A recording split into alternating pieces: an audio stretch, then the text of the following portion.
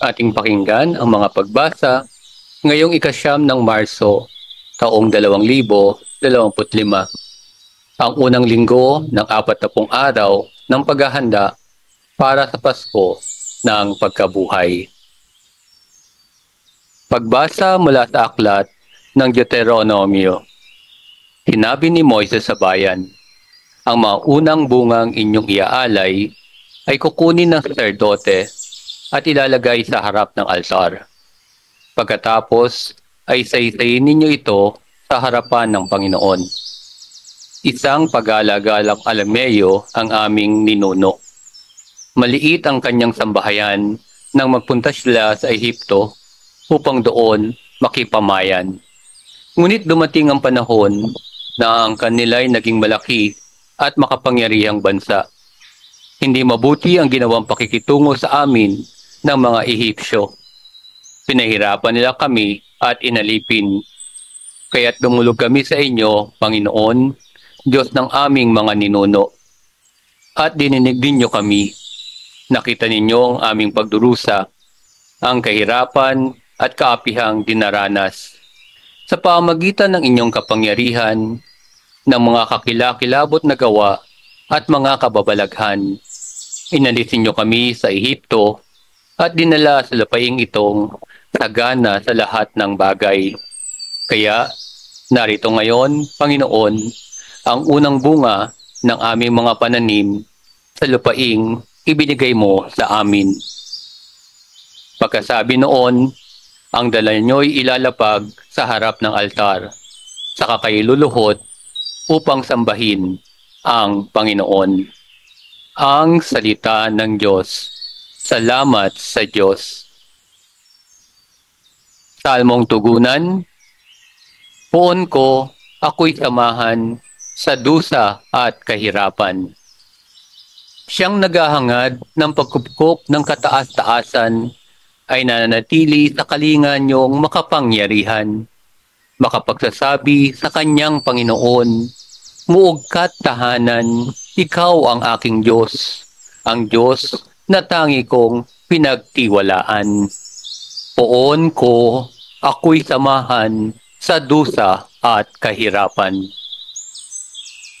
Di mo aabuting ika'y mapahamak at walang daratal, kahit anong uring mga paghihirap sa iyong tahanan.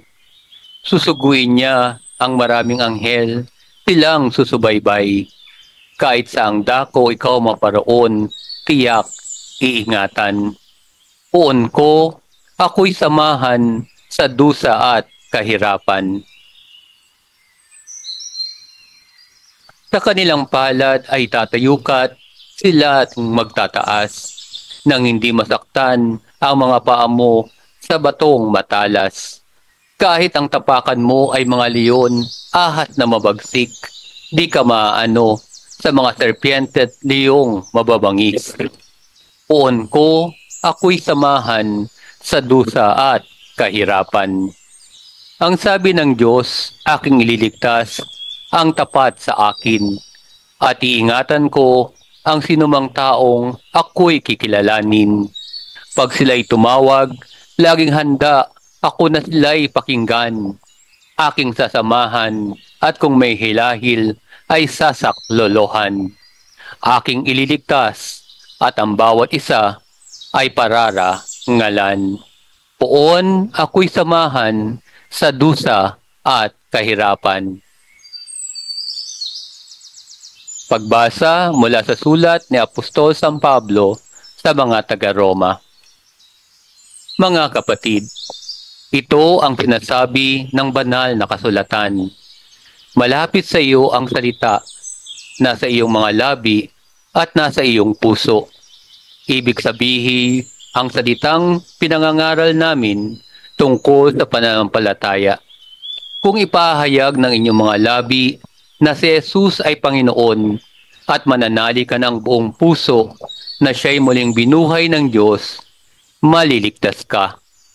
Sapagkat nananalig ang tao sa pamamagitan ng kanyang puso at sa gayoy napawawalang sala at nagpapahayag sa pamamagitan ng kanyang labi at sa gayoy naliligtas.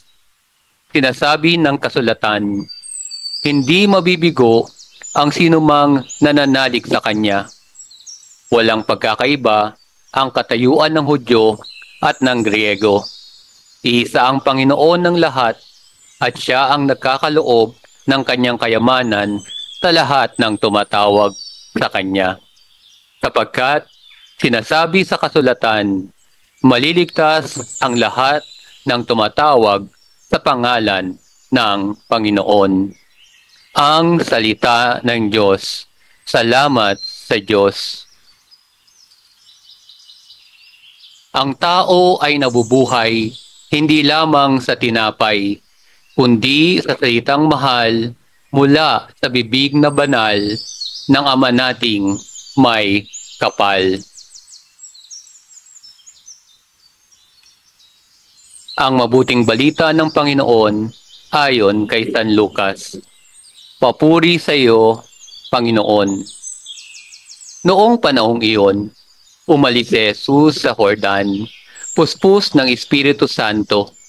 Dinala siya ng Espiritu doon sa ilang, at sa loob ng 40 araw ay tinukso ng dyablo.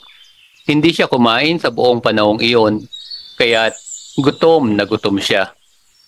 Sinabi sa kanya ng dyablo, kung ikaw ang anak ng Diyos, iutos mo na maging tinapay ang mga batong ito. Ngunit sinagot siya ni Jesus, nasusulat, hindi lamang sa tinapay nabubuhay ang tao. Dinala siya ng dyablo sa isang napakataas na lugar at sa isang saglit ay pinakita sa kanya ang lahat ng kaharian ng sanlibutan. Ibibigay ko sa iyo ang lahat ng kapangyarihan at kadakilaan ng mga kahariang ito, wika ng dyablo. Ipinagkaloob ito sa akin at maibibigay ko sa kanino mang iibigin ko. Kaya't kung ako'y sasambahin mo, maging iyong lahat ito. Sumagot si Jesus, nasusulat, ang iyong Diyos at Panginoon ang sasambahin mo, at siya lamang ang iyong paglilingkuran. At dinala siya ng dyablo sa taluktok ng templo ng Jerusalem at sinabi sa kanya, kung ikaw ang anak ng Diyos, magpatihulog ka, sapagkat nasusulat, ipagbibilin niya sa kanyang mga anghel na ingatan ka, at aalalayan ka nila upang hindi ka matisod sa bato. Subalit, sinagot siya ni Jesus, nasusulat, huwag mong subukin ang Panginoon mong Diyos. Pagkatapos siyang tuksohin ng dyablo sa lahat ng paraan, ito'y umalis at naghintay ng ibang pagkakataon. Ang mabuting balita ng Panginoon. Pinupuri ka namin, Panginoong Hesukristo. Tayo po ay magnilay rasal para sa mga pagbasa ang ating napakinggan. Mahal naming Ama, sa araw na ito, habang kami ay nagbubulay-bulay sa iyong salita, naway maunawaan namin ang tunay na diwa ng pasasalamat at pagtitiwala sa iyo. Tulungan mo po kaming iwaksi ang aming mga makasariling hangarin at maging handa kaming maglingkod sa iyo at sa aming kapwa. Panginoon, tulad ng sinabi ni Moises, naway aming alalahanin ang iyong mga gawa sa aming buhay.